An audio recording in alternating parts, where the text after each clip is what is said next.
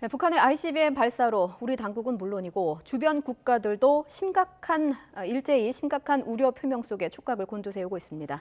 박원권 이화여대 북한학과 교수 화상으로 연결해서 자세한 이야기 나눠보겠습니다. 교수님 나와 계시죠?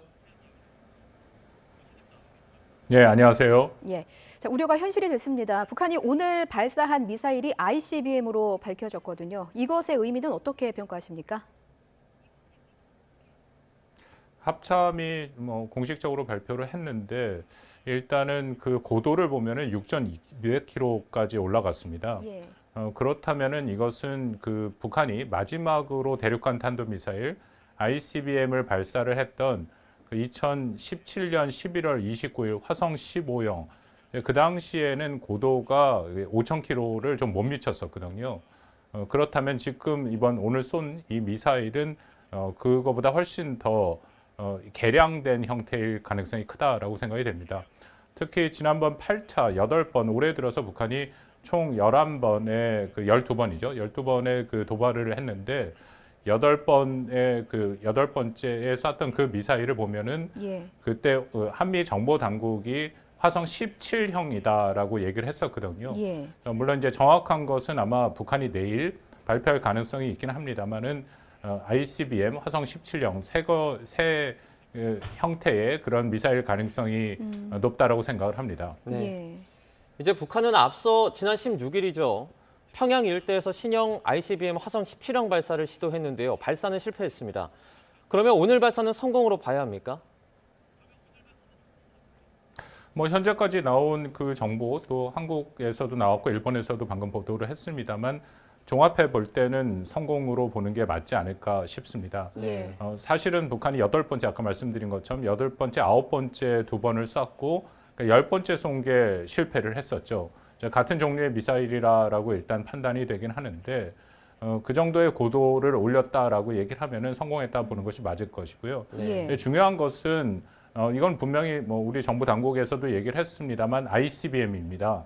그럼에도 북한은 이것을 계속 ICBM이라고 얘기하지 않고 군사 정찰 위성을 쏘기 위한 장거리 로켓이라 얘기를 하죠. 예. 아마 내일 북한이 이것을 대대적으로 공개를 할 가능성이 있는데 여전히 ICBM이 아닌 그런 장거리 로켓이다라고 그렇게 얘기할 가능성이 높다라고 생각합니다. 그렇다면 지금 오늘 도발한 ICBM 발사와 관련해서 고각 발사를 했거든요. 이 고각 발사 한 발 때문에 추가로 또 다른 발사 시험을 할 수 있는 것이 아니냐 이런 분석도 나오고 있던데 어떻게 보십니까? 글쎄 북한이 내일 발표를 보면 알겠지만 현재 나타난 고도로 보면은 6,000km 이상을 갔죠. 근데 이것이 ICBM으로 우리가 볼 수밖에 없는 게 장거리 로켓을 활용한 군사 정찰 위성 같은 경우에는 사실 1,000km 정도까지만 올리면 됩니다. 그거보다 훨씬 더 높이 올렸다라는 것은 결국 ICBM이라고 볼 수밖에 없죠. 그렇다면 일단 북한은 현재 상황에선 성공이다라고 얘기할 가능성이 큽니다. 근데 다만 앞으로의 발사 가능성 같은 경우에는 북한의 김정은이 지난번 그 우주개발국에 가서 한 발언을 보면 자신들이 갖고 있는 그 국방발전 5개년의 계획에 따라서 앞으로 다수의 이런 군사 정찰 위성을 보유하겠다라고 얘기를 하고 있습니다. 그렇기 때문에 앞으로 계속 쏠 가능성은 있다라고 판단이 되는데요. 다만 일단은 4월 15일이 북한의 입장에서는 중요한 김일성 생일이기 때문에 아마 그때까지는 이것이 성공이다라는 전제하에는 좀 절제할 가능성이 있고 그 이후에 다시금 필요에 따라서 재개할 가능성이 있다라고 판단합니다. 이와 관련해서 문재인 대통령이 한반도와 국제사회에 심각한 위협이다. 유엔 안보리 결의 위반이다 이렇게 규탄을 했는데요. 이 부분은 어떻게 평가하십니까?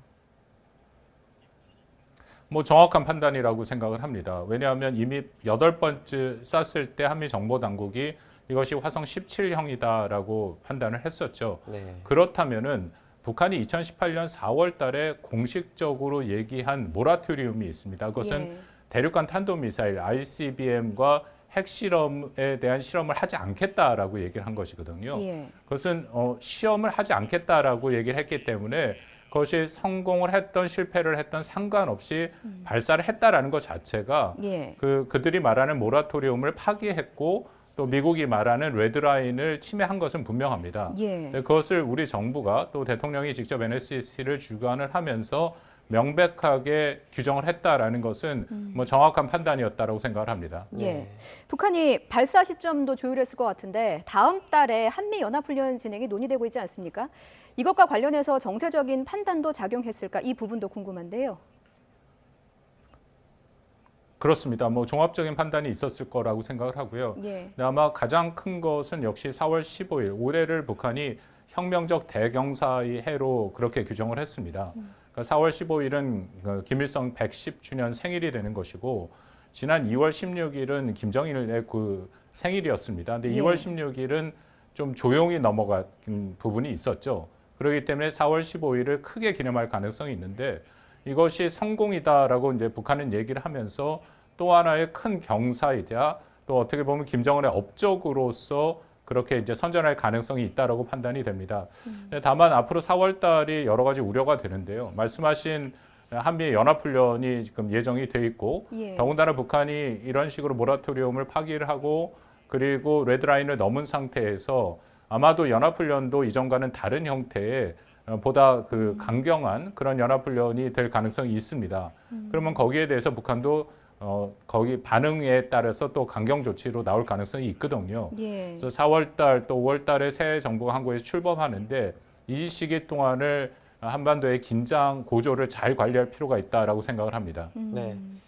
이제 ICBM 발사가 사실로 드러났습니다. 이른바 레드라인을 넘은 건데요. 동북아 정세에 어떤 영향을 미칠까요? 뭐 일단은 미국 측 반응을 좀 저희가 봐야 필요가 있다라고 생각이 됩니다. 뭐 예. 당연히 한미가 충분히 공조를 하고 있으니까 미국도 같은 판단을 할 가능성이 있다라고 생각이 되고요. 그렇다면은 뭐 조금 전에 보도가 나왔습니다만은 유엔 안보리에 그 자동 조항이 있습니다. 트리거 조항이라는 것.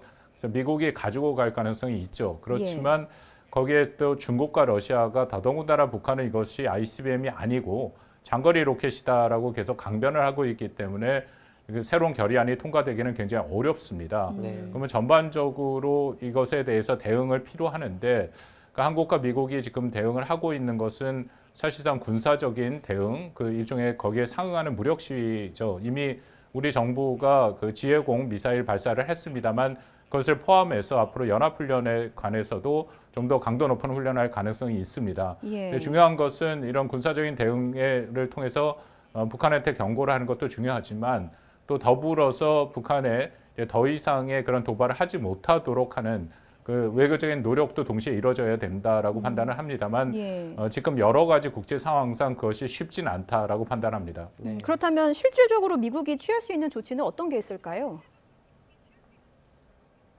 뭐 미국에 취할 수 있는 조치는 유엔에 가져가는 것은 분명하겠죠. 근데 예. 말씀하신 것처럼 실질적인 결의안으로 통과되기는 어렵고요. 그리고 정말 미국이 여기에 대해서 강경한 조치를 취한다면은 북한에 대한 제재를 강화할 수가 있습니다. 예. 그러니까 바이든 행정부 들어서서 그 미국이 북한에 대해서 제재를 3차례 했는데 북한이 제재를 위반하는 상대편은 사실은 중국과 함께 제재를 하죠. 예. 그런데 지금까지 그 미국이 부과한 제재, 바이든 행정부가 부과한 제재에는 중국이 포함되지 않습니다.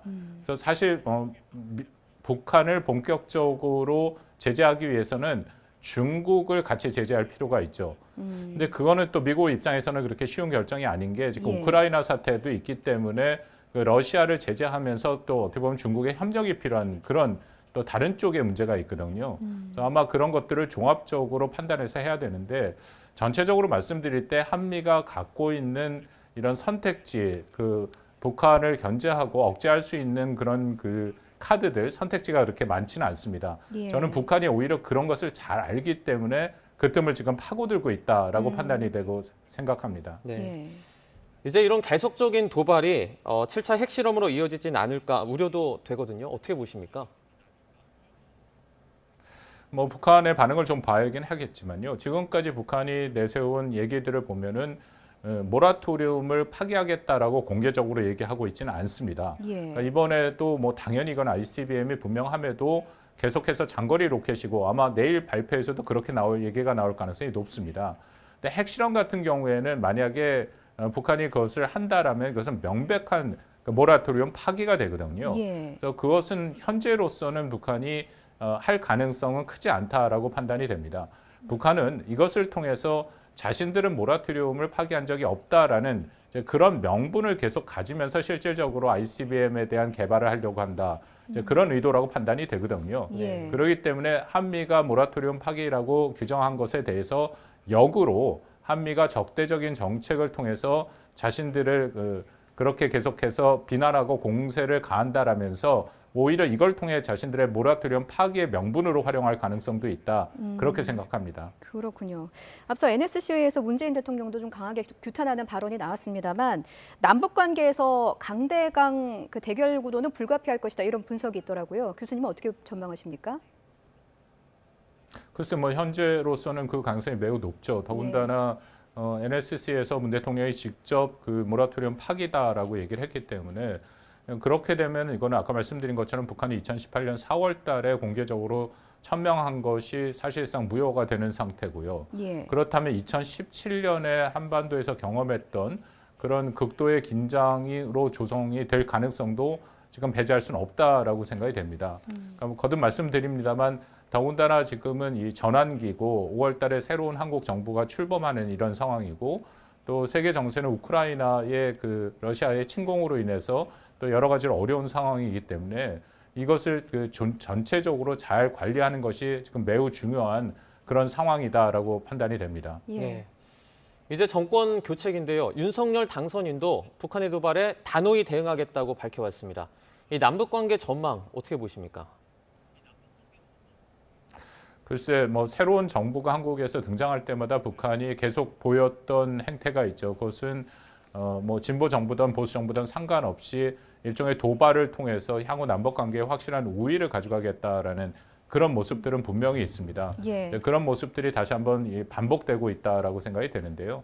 이럴수록 우리의 입장에서는 지금 정부도 그렇고 새로 시작하는 정부도 그렇고 같이 협력해서 핵심적으로 한미 간의 공조, 또 동맹을 강화하고 또 주변 국가의 협력을 통해서 한반도의 긴장을 잘 관리하고 또 북한의 그런 도발을 억제하는 그런 여러 가지의 조치들을 취해야 된다라고 판단이 됩니다만 예. 말씀드린 것처럼 그렇게 그 현재 갖고 있는 그런 선택지가 많지 않은 것이 또한 우리 정부의 고민이다라고 생각이 됩니다. 그렇군요. 좀 앞으로 좀 지켜봐야 할 사안입니다.